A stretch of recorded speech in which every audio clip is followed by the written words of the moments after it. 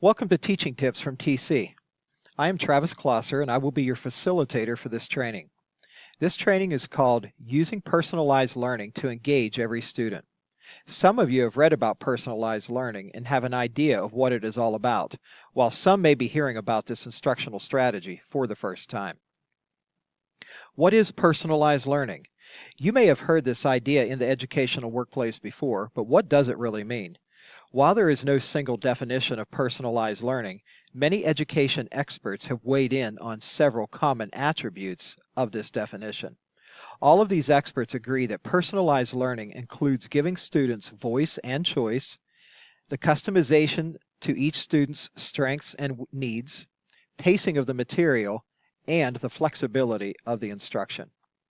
Let's look at a couple definitions that were published in the Learning Forward Journal. One expert states, personalized learning tailors learning to each student's strengths, needs, and interests. Students have choice in determining what, how, when, and where the learning takes place. Another expert says personalized learning is learning that is responsive to and makes use of each student's talents, interests, background, and needs to develop students' academic, social, and emotional competencies. And lastly, personalized learning is a pathway that unlocks opportunity for all students by preparing them to be creative, confident thinkers, ready for our ever-changing world. Personalized learning is rooted in a deep understanding of each student's academic and non-academic needs, interests, and strengths. Personalized learning will look different in each classroom. While we see a couple definitions from the education experts, they all have one common theme. All across the country, personalized learning is quickly becoming recognized as a promising instructional strategy. This new strategy can be used to close achievement gaps and prepare students as they become self-directed, lifelong learners by meeting their individual needs. We saw some common elements in the definitions of what personalized learning is. Voice and choice was a common element in those definitions. Voice and choice is simply giving students the voice to choose how they will approach a learning goal, where they may learn that goal, and sometimes allowing students to actually choose a learning objective. Customization to each student's strengths and needs was another common element. Being able to customize would require the teachers to get to know their students better by actually asking them about how they like to learn and using that data to create a plan for that particular student. This plan would focus on the student's strengths and needs. Flexibility of instruction is providing choice to the students as well as pacing of the material. This is allowing the students to master the learning goal in a manner which the student learns best. This will cause the teacher to let go of the traditional ways of teaching to all students at the same time of the same learning goal. Now that we have a much more diverse group of students in our classrooms, teachers need to take note that not all students learn the material as quickly as others. Educational Elements is a company that helps districts to transform learning. Let's hear what a partner of Educational Elements has to say about personalized learning. I'm Justin DeLeon. I'm a partner with Education Elements.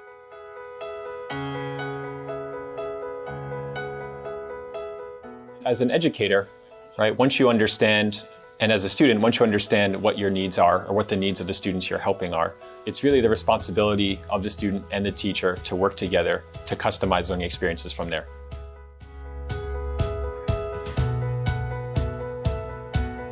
You know, in order for learning to be personal, it's the responsibility of the teacher and the student to connect that student to learning experiences that meet certain needs, and to connect that student to learning experiences that indulge their interests and help them move towards their aspirational goals and what they want to achieve in life. And that has to happen through having customized and dynamic lessons and units and projects, not static lessons, units, and projects. And just being really sensitive to the individuals in the room and the individuals that, as a teacher, you have the privilege of helping and leading and helping them to move forward.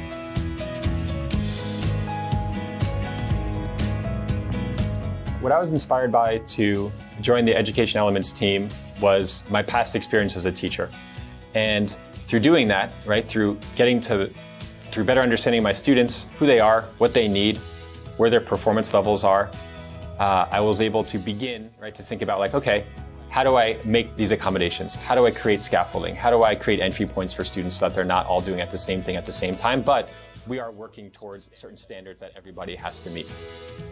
And through that experience, that's when I became a believer of personalized learning and the power of technology, but most importantly, the power of taking the time to understand who it is that's I have the privilege of working with and sitting and teaching and learning with. Part of the job requires just being patient and believing in the path and believing in the team and the work that we do.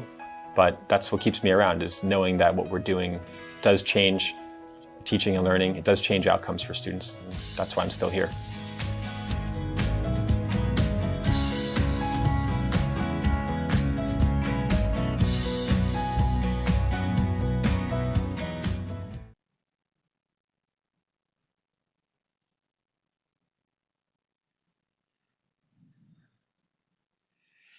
The common goal of all educators is promoting the success of all of their students. With such diverse classrooms, from academic differences and abilities to cultural differences, teachers are faced with an almost impossible task. That task is to meet the needs of all students in the classroom. How is a teacher to meet that goal? Teachers have been told, teach to the middle. But when we do this, the more advanced students are left bored and not getting a rigorous curriculum that they need to push them to the fullest of their abilities, and the students who learn at a slower pace many times get left behind. They can't keep up. Schools provide classroom teachers with aides or even move to co-teaching. While these are positive strategies, it still leaves all students being taught the same learning goal at the same time. Using personalized learning promotes self-agency, which is a student taking on learning as a responsibility simply because they want to do it. Personalized learning creates lifelong learners. Students' attitudes change about education and learning and train themselves to understand that learning is something that is necessary throughout their entire lives, not just while they are in school. Personalized learning increases student engagement. Students are learning the goal using strategies that interest them, and they become more engaged in the material. Personalized learning increases student achievement. If the students are more engaged, they are meeting the learning goal, and as a result, perform better on assessments. Personalized learning is the future of learning, and it is what our students deserve.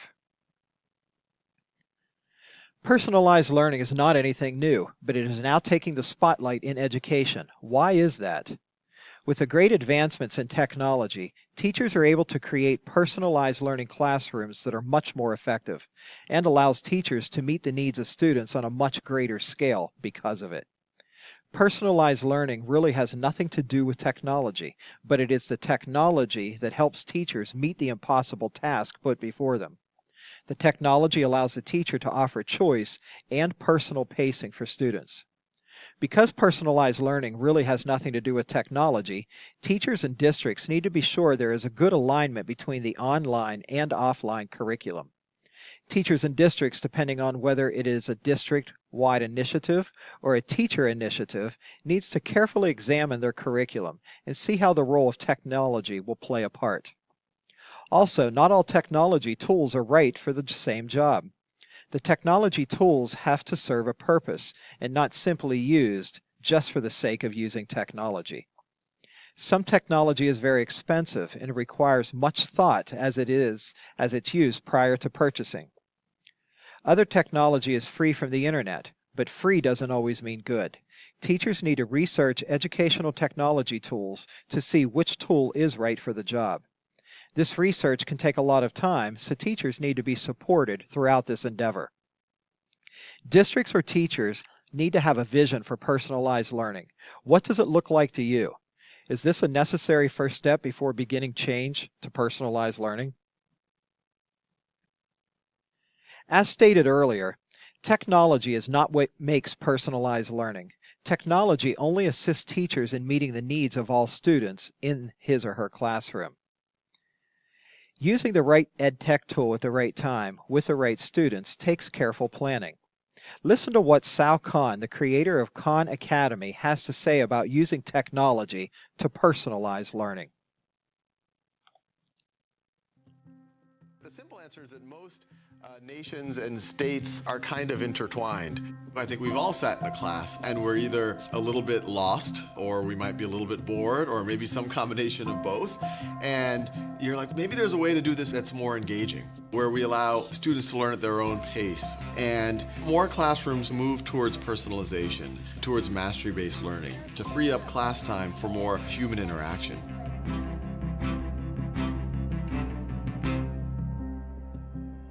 Any other ideas of nations? Yeah. They can make laws for the states. They can print money. I really love school. I had some of my best memories in it.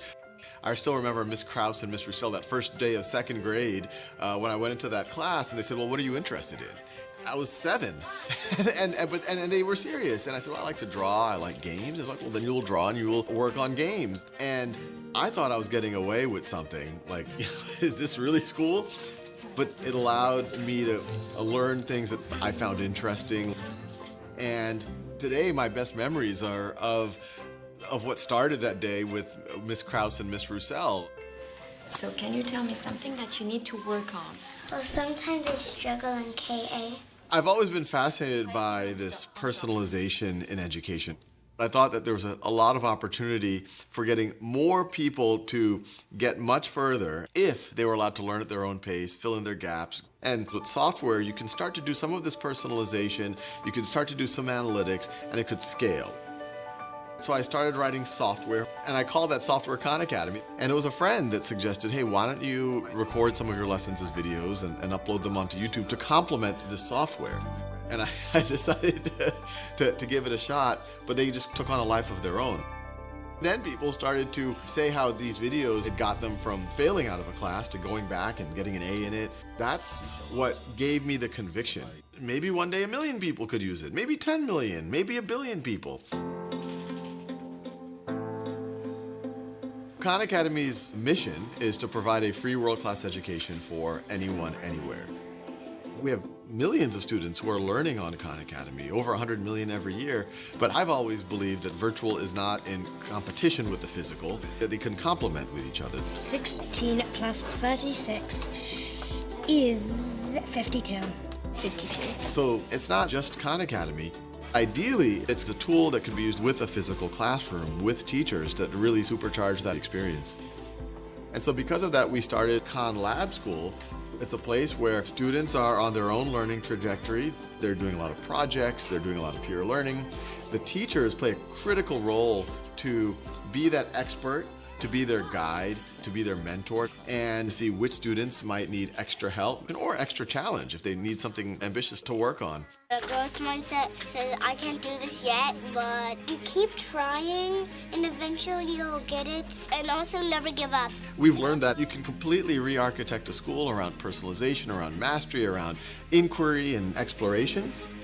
But I hope that as Khan Academy gets more reach and more usage amongst students and amongst teachers, we can say, hey, you're already using this tool, and the same tool can bring you closer and closer to this model of true personalization, where every student is on their own learning path and feels fully engaged. See, it is possible.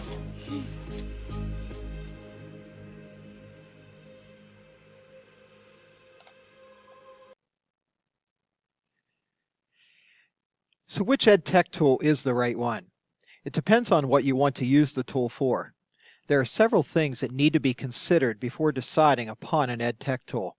As stated before, if you or the district is going to purchase a piece of technology, whether it be a physical or an application component, careful consideration must be given before the purchase is made. Teachers need to ask themselves, what is this tool going to be used for? Who is it going to be used for? Is it going to be used for students that are advanced, or is it going to be used for the students who learn at a slower pace? How much involvement will be required of the teacher in using this tool? A little? A lot? If using free online tech tools, if the tool just wasn't the right one, no harm. But if the piece of technology is something that was purchased and it doesn't work, that one might sting a little. Teachers need to develop some process for choosing and or purchasing educational technology tools. One important thing to consider if a district or teacher is going to purchase a piece of technology, teachers and students need the opportunity to preview it first. Teachers and students need to give input about the tool to see if it is a good investment. Teachers need to see how it works alongside their curriculum, and students need to give input about whether they find it engaging. A great alternative to purchasing expensive pieces of software or physical pieces of technology are free online EdTech tools. On the web, you can find hundreds of free EdTech tools that you can integrate into your teaching. A teacher's time is limited, so teachers can do searches that are specific toward the grade level of students they may be using it for, or they can do searches based on their content. Many EdTech tools are categorized by how new they are, so doing a search like New EdTech Tools for 2019 could provide effective tools. Teachers can even search renowned educator websites for their favorite technology tools. One of the best resources that a teacher can have is an instructional technology coach. Most districts now employ such a coach to assist teachers in transforming their classrooms into the 21st century. These coaches are a great benefit to any teacher that may have a specific tool in mind that they would like to use, as well as instruction on how to use that tool. Let's look at some of the links that provide lists of EdTech tools that I have found. These are free to teachers to use in their classrooms. These links were found by doing a simple search in Google using phrases like the most commonly used EdTech tools for 2019. Any of these types of searches provide several links to good resources. A couple of my favorites in this list are Catherine Schrock's Guide to Everything and Common Sense Education.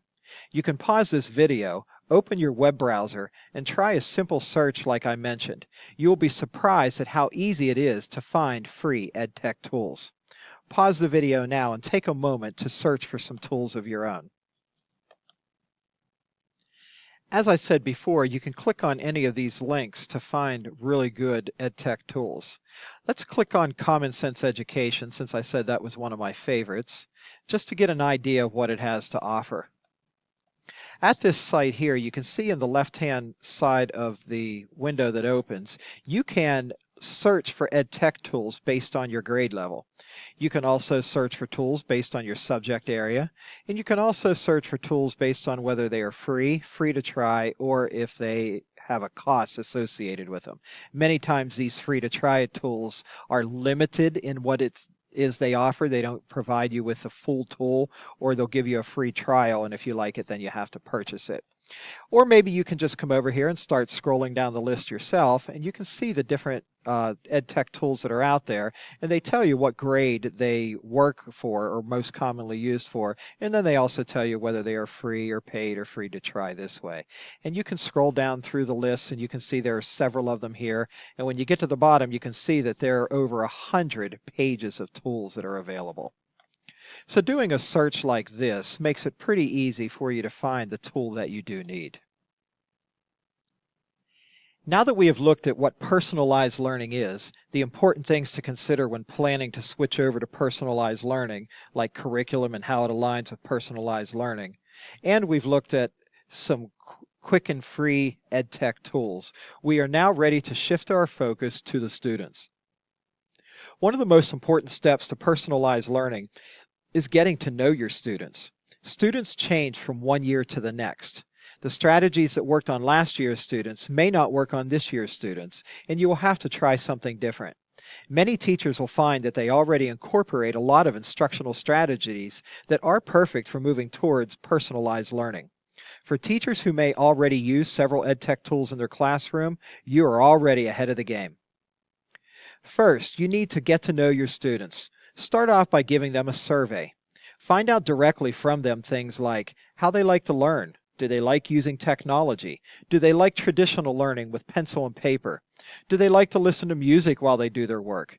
Do they like working in groups? Do they like sitting on the floor? Little things like this go a long way in getting students ready to learn. You can survey your students by speaking directly to them one-on-one, or give them a paper survey. For teachers that already use some technology in their classroom and who may already have Google Classroom set up for their class, can create an assignment in Google Classroom using Google Forms. Using a learning management system like Google Classroom allows the teacher to quickly manipulate the data and create graphics and charts. A word of caution, especially for teachers who are new to using EdTech tools in their classroom, you might want to start with only one class or a few students to begin personalized learning. Some of you already may be feeling overwhelmed just by what we have talked about so far, and the worst thing that you can do is to start out with too much too quickly. Work at a comfortable pace so that you will not give up. Switching to personalized learning is a process, and it cannot be completed overnight. Take your time, and you will stick with the change. Let's look at an example of a survey that could be used. Here we see a created document on Google Classroom that was created for the students to enter in their name, last name, and their favorite activities and stuff at school. Now, as I view this created survey here, it's probably geared more towards an elementary student to find out their interests, what type of books they read and movies that they watch, and foods and stuff like that. You would probably use a different survey for a middle or high school student. But this is just an example of how you can create a survey using digital tools like Google Classroom so that you can gather your data for your students, and then you can compile that data using charts and graphs. Some of my favorite survey tools that I have used are using Google Classroom, as I had stated, and an EdTech tool called Socrative. Another one I've used is Poll Everywhere, Kahoot, and even SurveyMonkey. Now that we have gotten to know our students a bit better, what do I do with this information? Educational Elements discusses what they call the core 4 elements to personalized learning. While this same framework is not unique and is used by many people, some of the phrases we may say might be specific to their elements. Student reflection and ownership. Be sure to build some time of reflection into the student's learning. This allows them to take ownership of their own learning. If you recall, we discussed that a little bit earlier in week 4 for the first 20 days of personalized learning. Also, data-driven decision. Use the data that you will collect as you begin this endeavor to drive decisions you make while moving forward. If you're putting good time and effort into this process, make it count. Targeted instruction. Be sure that the instruction that is given is targeting the learning goal for each individual student. Meet these students where they are in the academic process. Students can meet the learning goal, just not all in the same way. And lastly, flexible content and tools. Here is where the voice and choice and the EdTech tools come into play. You can download your own copy from the resource folder that your supervisor can share with you for this training. Let's continue by putting what we have been talking about into motion. One of the best ways to provide voice and choice for students is through the use of what many call learning menus. Learning menus are just what you are thinking they are. They are menus that give choice to the students of how they will meet your learning goal. Learning menus provide various instructional options targeted toward important learning goals. Each element of the menu is targeted toward the learning goal for a particular lesson. Students will pick items from the menus that appeal to their interests and their learning styles. This is information you may have gathered through the student surveys.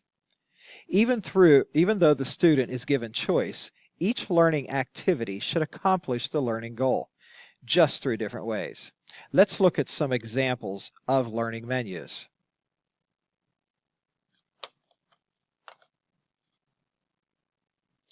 Alrighty, we have some choice menus here, and as we said before, learning menus empower students through choice while ensuring adherence to important learning goals. And again, we said that learning menus outline a variety of instructional options targeted toward important learning goals, and this allows them to make choices for the ones that appeal to them most. Now, while you offer them learning menus, the teacher is still the one that is driving the learning. Now, in the different kinds of menus that we have, you can have main dishes, side dishes, desserts, and those are for your younger learners. You can have an agenda, which includes imperatives, negotiables, and options for your older learners. And one here you'll see called Think tic-tac-toe, which is complete a row, column, or diagonal line of activities.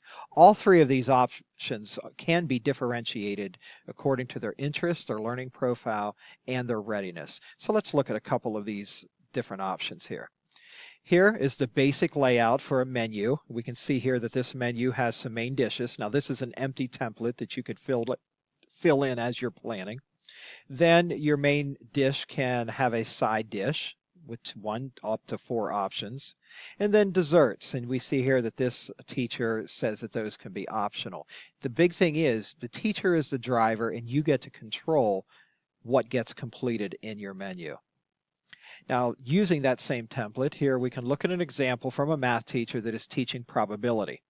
Of the main dishes, we can see here that this teacher is requiring the students to complete all 4 of these. You may decide to offer 4 activities and only require your students to complete 2 of the 4. Again, that is up to you because you get to drive the learning goal and what happens in your classroom. You're just offering choice. So the teacher here offers 4 activities. Now the side dishes, even though there are 3 offered, the teacher is only asking the students to select 2, so they get to choose 2 out of the 3. And then for the dessert, the teacher is offering 2 desserts and the students have to select 1 to complete. Now as we move on, here's a science example that is using the imperatives example that I showed you, and it says you must do each of these. So we see that this teacher has given 1, 2, 3 different imperatives. And then there are some negotiable items, and it says you must do at least 1 of these. Well, the teacher has provided 2 options. The student can choose which one they would like to do. Then options, you may do 1 or more of these. Here is an example to where a math teacher again is using tic-tac-toe sheets for every student to teach the Pythagorean theorem. So again, we said that the students have to complete a row or a column or a diagonal in order to move on. So the lessons are given there, and then they have to, you'll see here that they have a tic-tac-toe board that they do, and they have to create columns, rows, or diagonals. So again, it's up to you which type of menu you would like to use, or maybe you can even come up with your own menu, as long as the activities that you're going to be using is allowing students to be given the choice of how they get their learning, and that each of these activities are going to have the student meet the learning goal. Let's listen to one teacher who is using differentiating instruction with learning menus.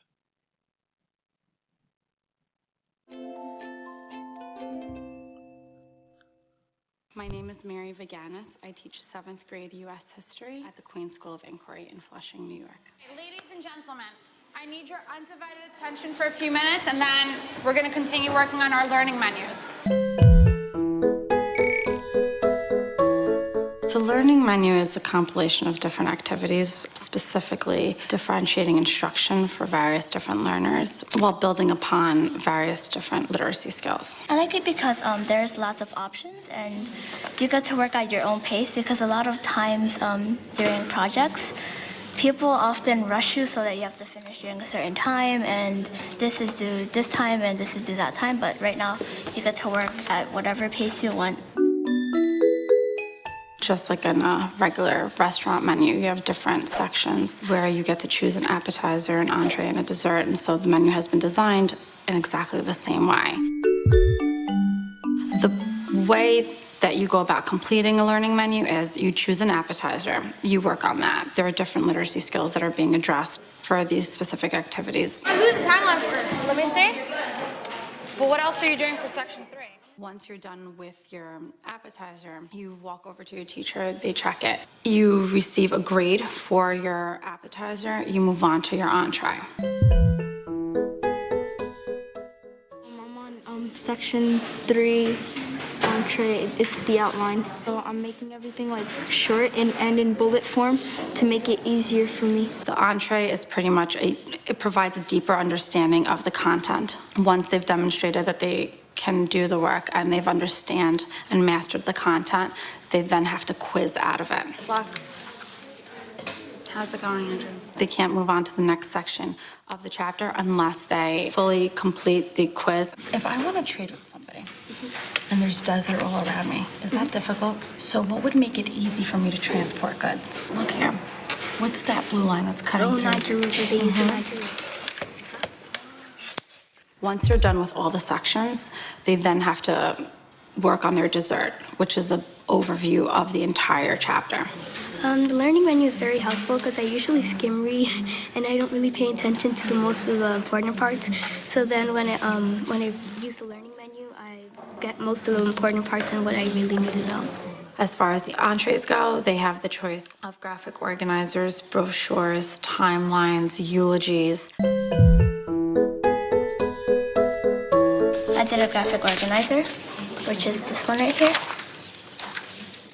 The graphic organizer distinguishes between relevant and irrelevant information, but at the same time, it allows for students to paraphrase the information to demonstrate understanding of the content. And you take the main ideas that you read from the text and you put them all right here in bullet points. This one is about early Mesoamericans and South American people. Graphic organizers are really there just to structure their writing. I was doing African Kingdom website for Section 3, so I looked on the board to see what I was supposed to do. Over here is going to be the three different West African kingdoms and historical information on all three. And then over here it's going to be like a whole map of the whole thing. They have to follow the basic structure of a real website. The layout is used to guide their writing. I'm doing the website.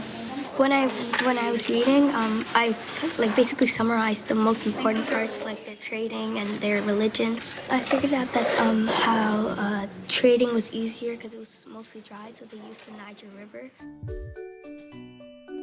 The travel brochure required that students persuade people to visit the West African kingdoms by them using their own words to explain the content. That's a sign of mastery. Working on travel brochures, and it's about ancient African kingdoms. This is the title. It has all the kingdoms here, and these are the accomplishments and what they did. The most important thing that all the African kingdoms used was trade, because they had all the goods and they were able to thrive the kingdoms. Ultimately, the target goal for this year is that they're able to read and write and think and speak critically about global topics. And that's how you complete a learning menu.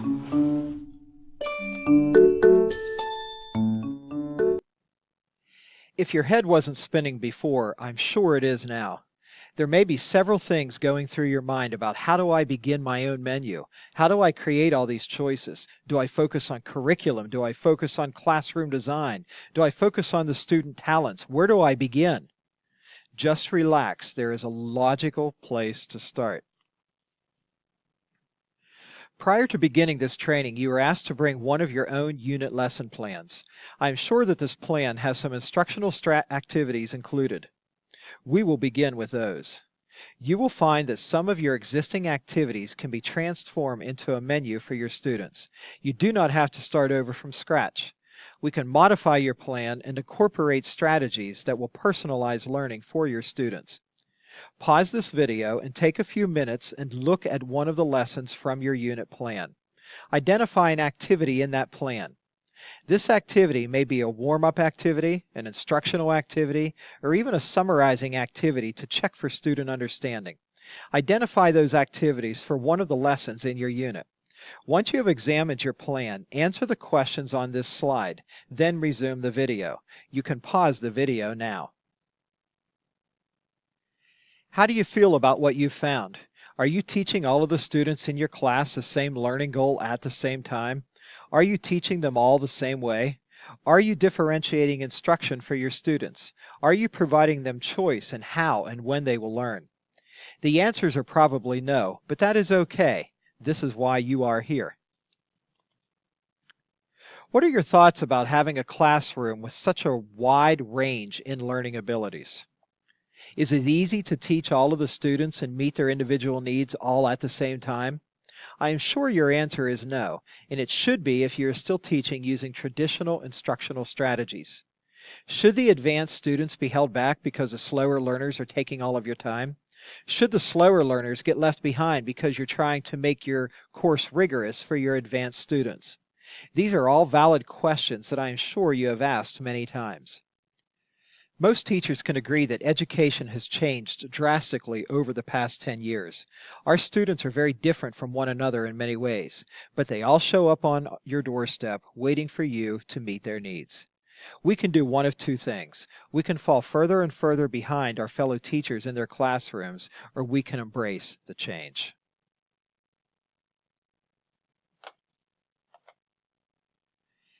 Educational Elements provides an awesome interactive infographic called The First 20 Days of Personalized Learning. You can find this document in your resource folder.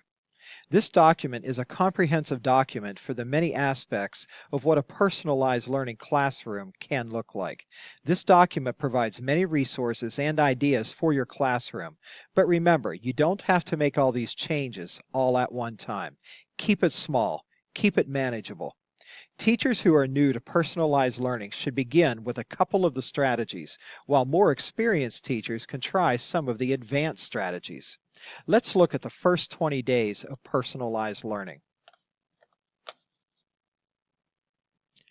Just to quickly give you a look at the document, the infographic that they have provided on their website called The First 20 Days of Personalized Learning, we can see that this document is broken down into 20 days, which are 4 weeks.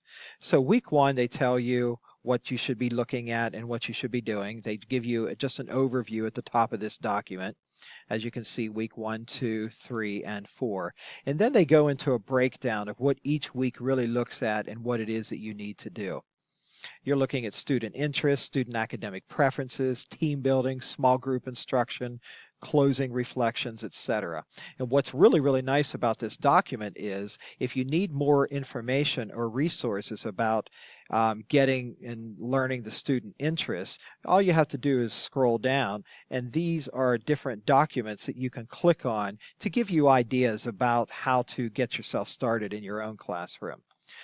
As you move on, you can see week 2, and they offer the same type of resources and the guide and what you need to be doing to personalize your own classroom. And again, all interactive resources under each week to help you be successful as you move towards a personalized learning classroom. Let's look a little bit closer at the first 20 days of personalized learning without actually looking at the infographic. We will go through weeks 1, 2, 3, and 4, but we're only going to address the preliminary stages of turning your classroom into a personalized learning classroom. If you are new to personalized learning, you will probably start your first week like you normally do. We will make some small changes as we move along. The first week, you want to conduct your personal student surveys. Conduct this survey either by pencil paper or through Google Classroom, etc., or using any of the EdTech tools that we discussed earlier. From this data, you will learn your students' learning preferences. Based on student ability, begin teaching to small groups based on that ability. If this is the start of the year, you may want to use last year's grades to decide the approximate ability of your students. But if you are starting this journey after the year has already started, you may already have a good idea of the ability of your students. Some groups may need more instruction than other groups before you assign them an activity to master their learning. For the groups that you have not yet instructed, give them some type of hook activity to get them interested in the material. For week 2, practice with flexible seating. Where in your room do your students learn best? From your survey, a student may like to do their work sitting on the floor, standing at the counter, lying in a beanbag. Many students will still choose to work at their desks. Allow these students to work from those areas. At this point, you're starting to give them choice. Also, this week, you want to get some formative data. Give your students entrance or exit tickets to assess if they are grasping the concepts. This will help you decide what type of instruction is necessary for the next day. Do you need to review a concept? Maybe one section students were still a little confused on. These assessments, this formative data will help drive your instruction for the next day. Continue to instruct in small groups based on their ability. By this time, you should have been able to create some activities that will meet your learning goal, but give the students some choice as to which they can complete to meet that goal. At this time, you will describe the type of activities that they will be completing. These activities will have the form of your learning menu. Before you start the learning menu, it is important that you review with the students these blended learning expectations. Go over your rules. If you are going to use a data wall, make sure the students understand what it is and how to use it. This starts to make them responsible for their own learning. At least once per week, try to find some community or state event or news that can be related to what you are working on. If at all possible, relate it to the culture of some students in your class. Lastly, give the students some time to reflect on their learning from that week. You can put this in the form of a journal or a blog. This is another opportunity for you to incorporate an EdTech tool into the learning environment. This week, we will begin the change of the instruction. You will be moving away from instructing in small groups based on ability and offer choice through your learning menu as to how the students will learn what it is you need them to learn. One of your choices can still be to instruct a small group, but give them that choice. Allow them to choose to learn from you in small group or to not learn from you.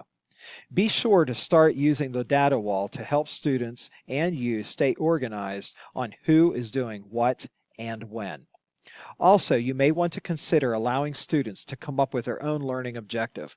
While this may not work in some curriculums, it may in others.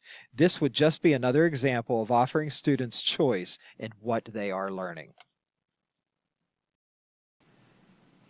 Now that we looked at some things we can do the first few weeks of school to move to a personalized learning classroom, it is time to create the learning menu.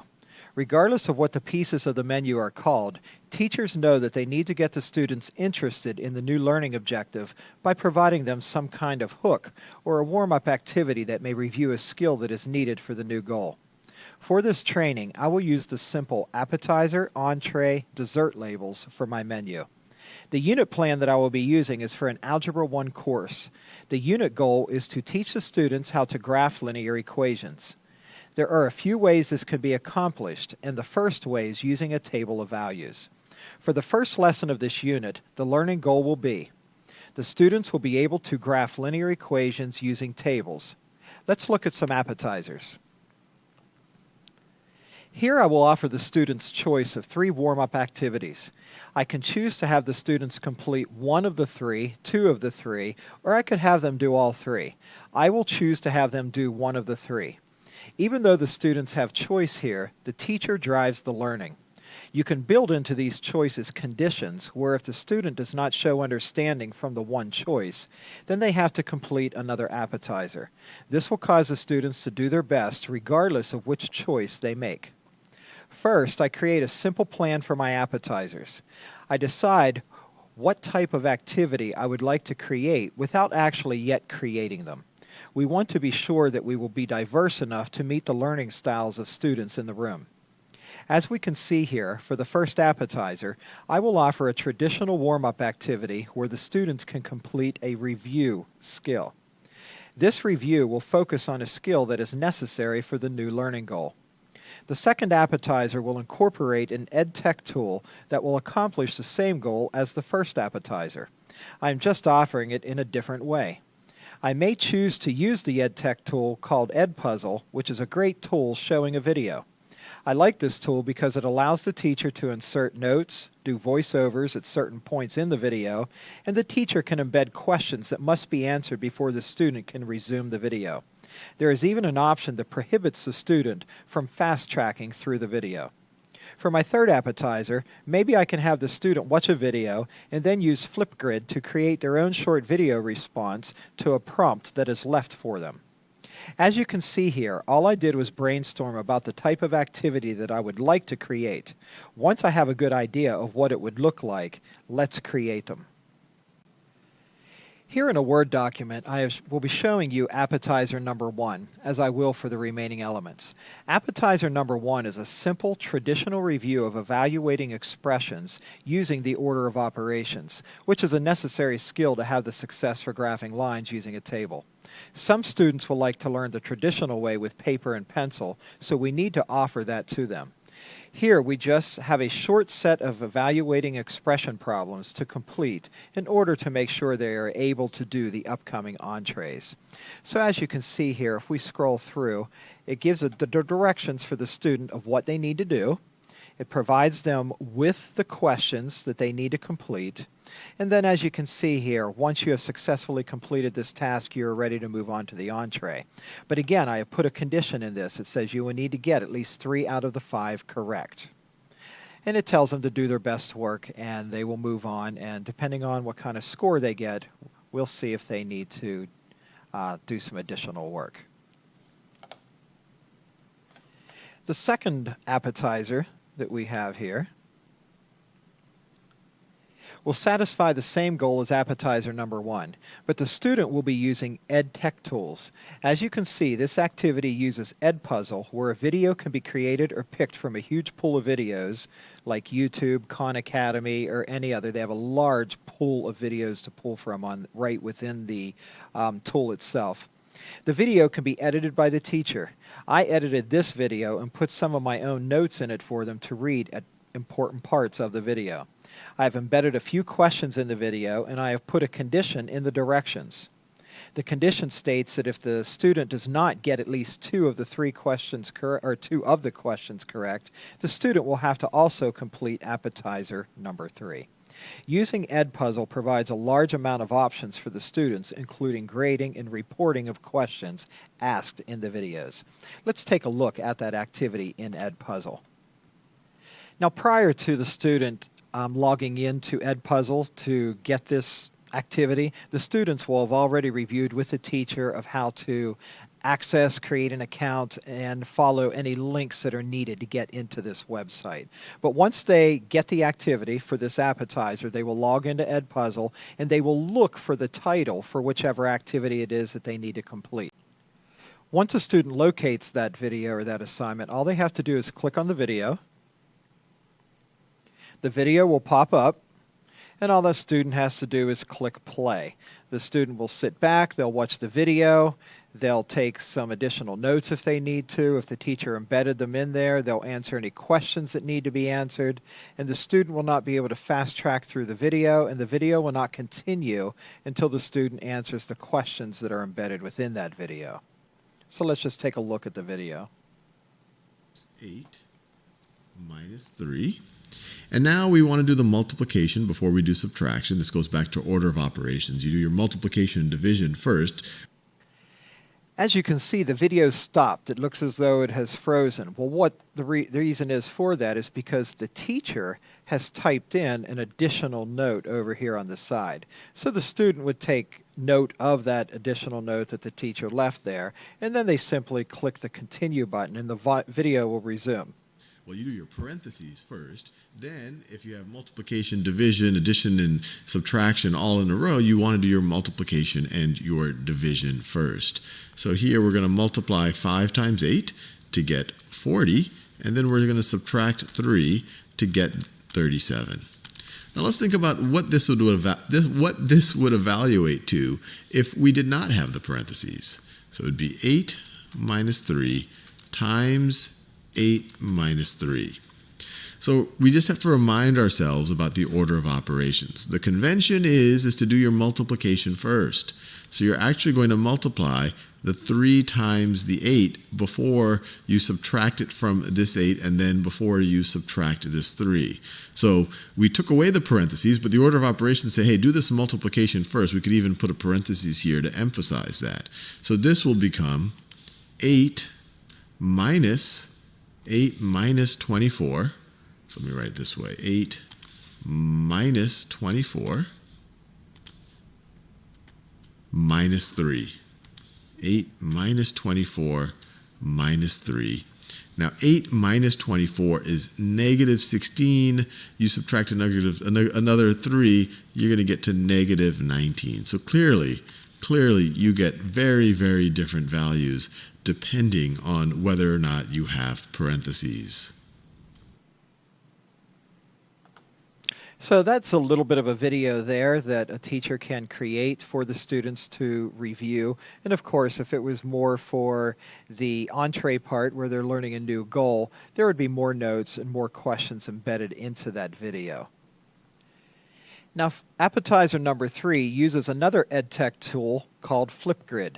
Flipgrid is a nice tool for students who like to be the center of attention and like to videotape themselves. This type of activity is also for the student who likes to talk in class and also impress the teacher. On the flip side, this activity is also liked by students who normally won't speak out in class and who may feel a little intimidated by what other students think about what they say. Submitting a response to a video here in Flipgrid stays strictly between the teacher and the student. Other students do not get to view other classmates' responses. The teacher has the option of leaving a written prompt for the student to respond to, or upload a video for the student to watch and then respond to some prompt. Once the teacher creates the Flipgrid, a code is given and shared for the assignment. And as you can see here on this link that will be shared will be given to the students, and when they go to the website, all they do is enter in this code right here, and it automatically takes them to the prompt for that given activity. So let's take a look at that activity. All right, whenever the student enters in that code, it automatically takes them to the class that they are enrolled in for the teacher that gave them that code. Now, for this particular activity, it pops up showing Unit 1, Lesson 1, Appetizer 3. So in this particular Flipgrid, the students have to watch a video that I have uploaded to Flipgrid before they can answer the question and reply to the prompt. So here you can also specify how long the students have to respond in Flipgrid. You can range that from just a few seconds all the way up to a few minutes. So once the student has watched this video, and we'll click on it just for a moment. Why are the order of operations important? So the student would go through watching that entire video, and then when they were done, they would come back to this screen and they would simply click on the plus sign.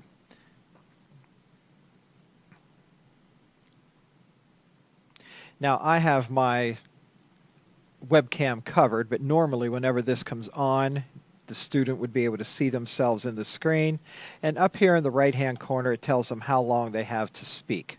Then based upon what the prompt was for this Flipgrid, the student would simply just click record. They would be able to watch the time count down, and they would answer the question that was given to them.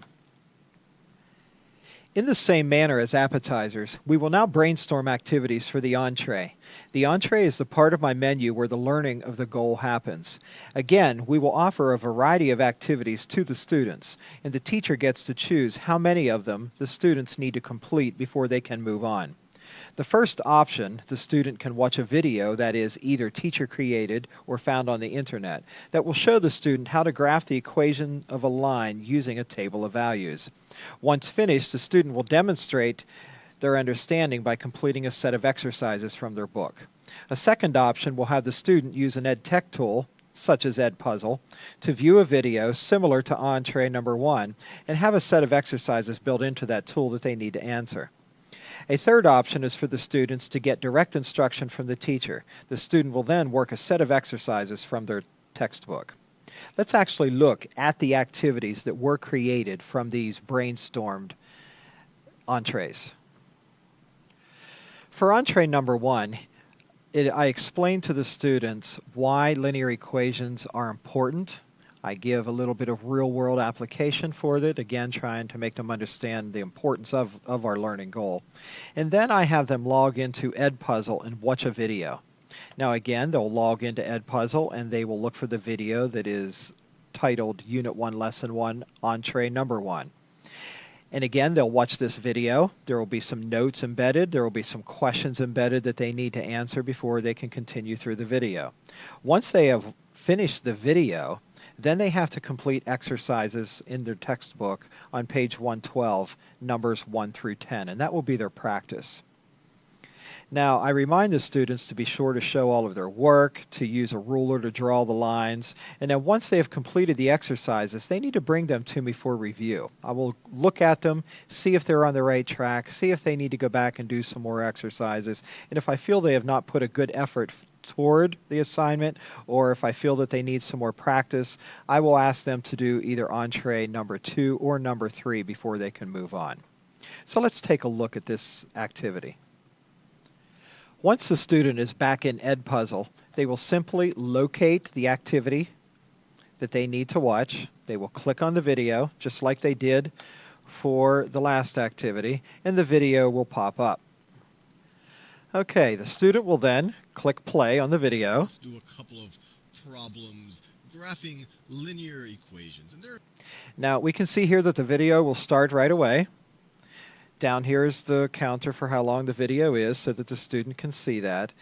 And the student can rewind at any time they want. They can pause the video at any time they want. And then sometimes there will be additional notes embedded, and there will also be questions that the teacher has asked that they need to answer.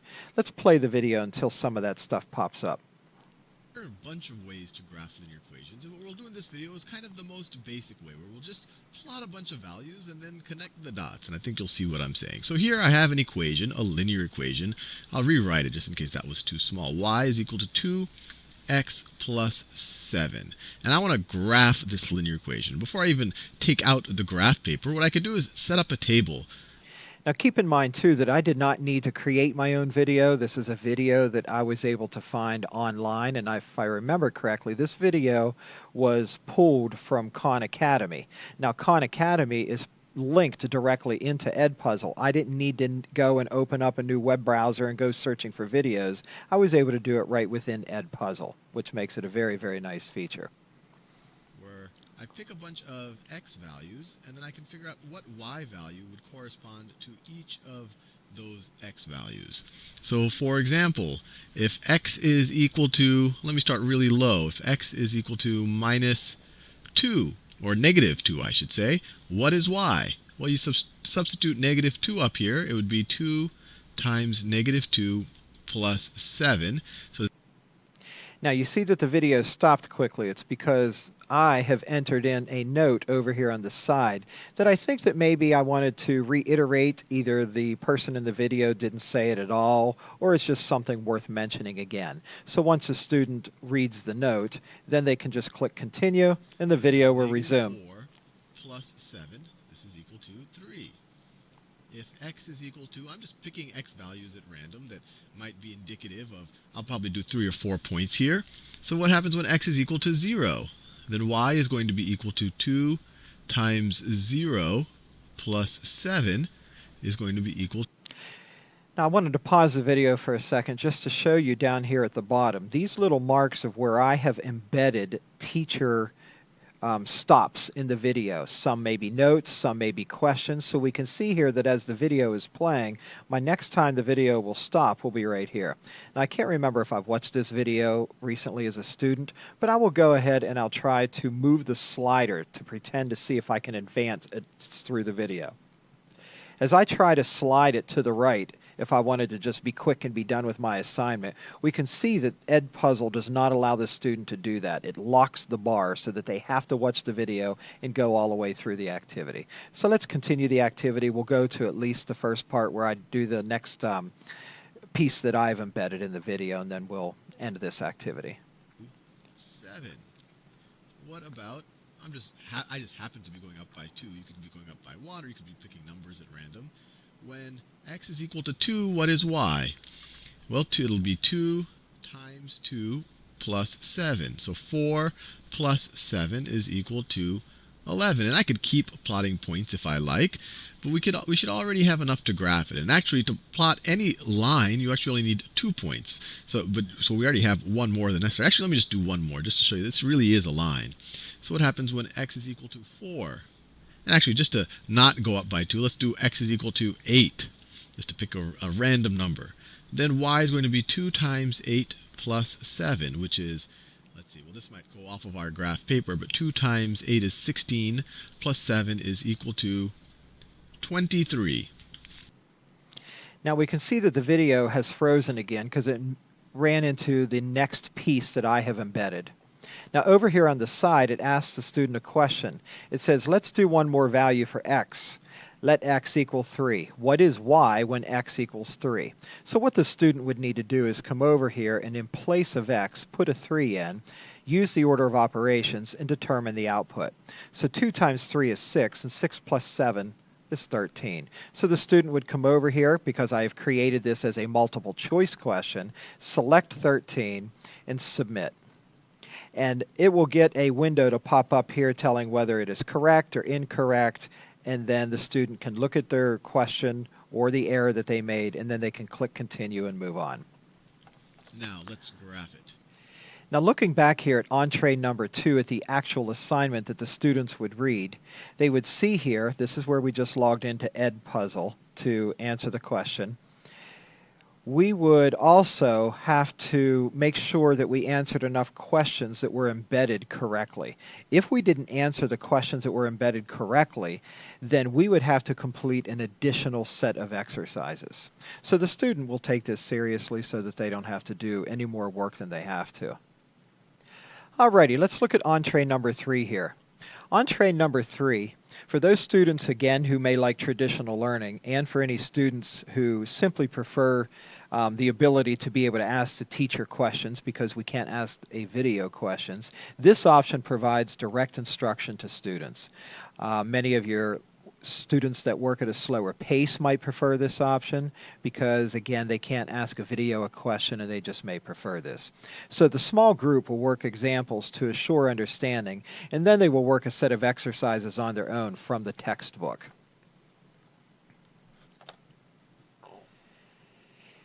Now for the dessert part of the menu. The students will show that they have met the learning goal by completing some small task.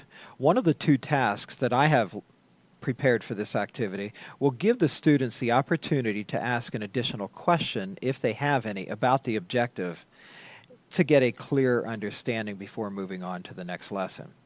This way, it will also give the students a chance to reflect on that learning goal. So let's look at that activity. Okay, for my dessert number 1, we see here that it states that now that we have practiced graphing linear equations using tables, log into Flipgrid and respond to the prompt named Unit 1, Lesson 1, Dessert 1. Be sure to be detailed in your response. Use the link below to access the grid. Now again, the student will be using Flipgrid for their first activity, and they will use a code that I give them for this so that it takes them directly to the correct grid. And the students will answer based on whatever prompt that I have there for them. So actually, let's look at the actual grid. Okay, once the students enter in the correct code, it brings them to the correct Flipgrid. As we can see there, it is titled Unit 1, Lesson 1, Dessert 1. So the student will come here and they will simply read the prompt. It says, now that you have learned how to graph linear equations using a table, briefly describe the process for doing so.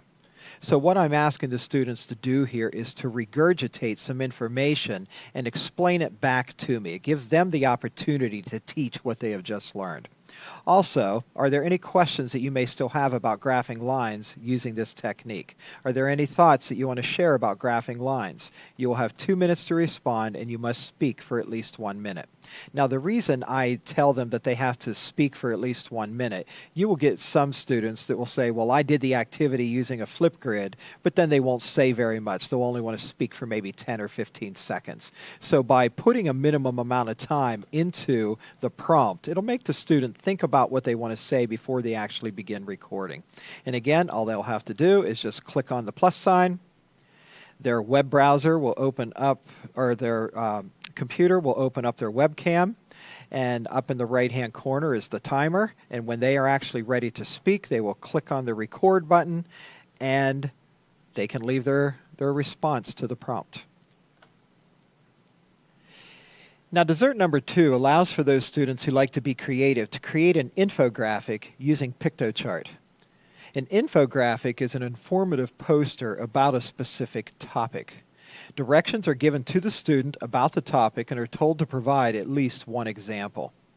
The free version of PictoChart does not allow for download, but the creator can share the infographic link with anyone that they would like. Here, the student can just share the link with me through Google Classroom. Let's look at an example of what a student could create. Here we are in PictoChart.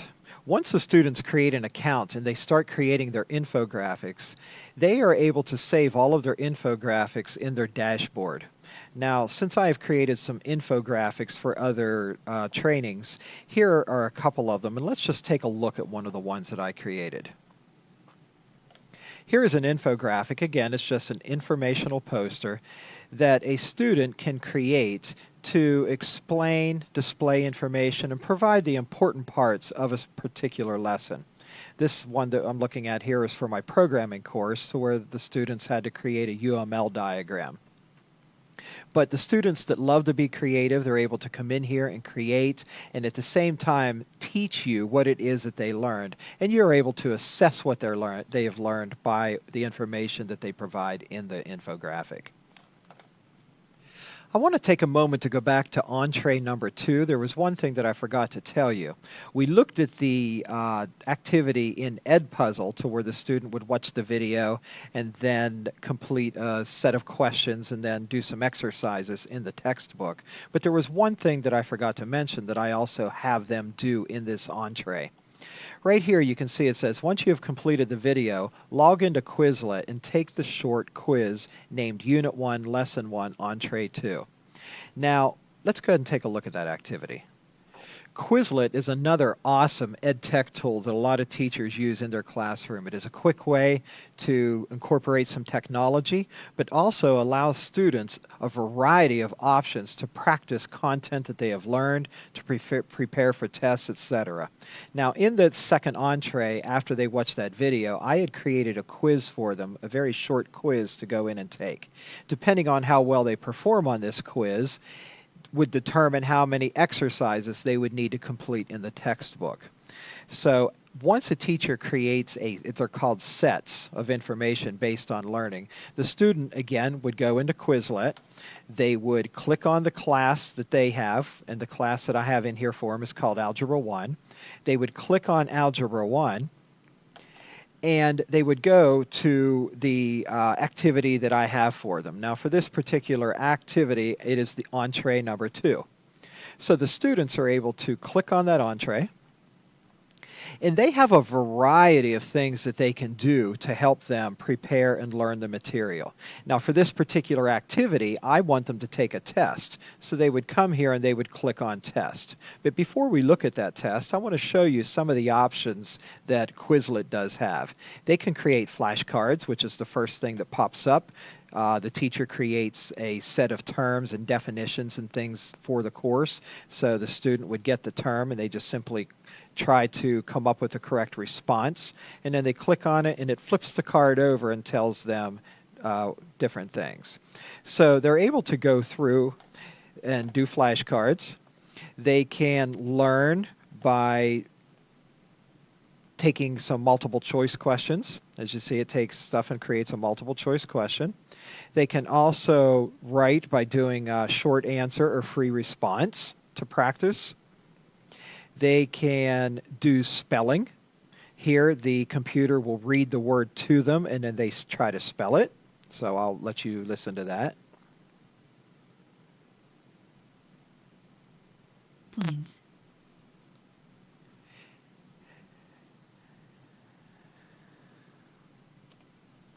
And then once the student hit enter, it'll tell them whether they are correct or not, and then give them the next word. Input. So as we can see there, that's just another activity they can do. But the one for my entree, they have to take a short quiz. So they click on test. And what Quizlet does, it takes all of your information and it creates a small quiz for them. There are 3 written questions based on the material. There are 3 matching questions based on the material, and then there are 3 multiple choice questions based on the material, and finally 3 true or false. Now, the student, based on what you would require as the teacher, would require them to get a certain amount correct. And again, for my entree, they have to get a certain amount, or they have to do the entire set of exercises, or maybe even that in that entree, I would require them to do a different entree. Now that we have seen what a learning menu could look like, it is time for you to create something. Using your unit plan, begin brainstorming about what yours would look like. Whether you are new to personalized learning or you have some experience, no single personalized learning classroom is going to look just like the next. You will modify and create according to your students, their needs, and yours. Remember, if you are new to personalized learning, start out small. Learn one or two EdTech tools well before you try to learn more. Find EdTech tools that will work for you and meet the needs of your students. A few times throughout this video, it was mentioned that students could log into Google Classroom, or that a teacher could post an assignment or even a whole learning menu on Google Classroom. You will have to decide if a learning management system like Google Classroom is something that will work for you. It is not necessary to use a tool like Google Classroom, but it can make a teacher's job more manageable and less time-consuming when converting to a personalized learning classroom. On this slide, you can see just a couple of learning management systems. Most public school districts use Google Classroom because it's very easy to import and export information from the attendance office and things like that, so it's easy to pull that information in. Other learning management systems are Schoology, Microsoft Classroom. Those work very, very similarly to Google Classroom, and some have the option of importing from Google Docs. Some of your higher ed agencies, like your colleges and your universities, they use tools like Canvas or Blackboard or Moodle. But these are just examples of different learning management systems. And again, you would have to decide if a learning management system is something that would work for you. Also, don't forget, when approaching this seemingly overwhelming task, take advantage of all of your resources. There are many resources online that can help you. All you need to do is enter in a search into a search engine about personalized learning, and you will find a huge wealth of information. But none is greater than your colleagues who may be experiencing this journey with you, or your instructional technology coach. These people are here to help you find the success that you strive for in meeting the needs of your students. Thank you for watching this training on creating a personalized learning classroom.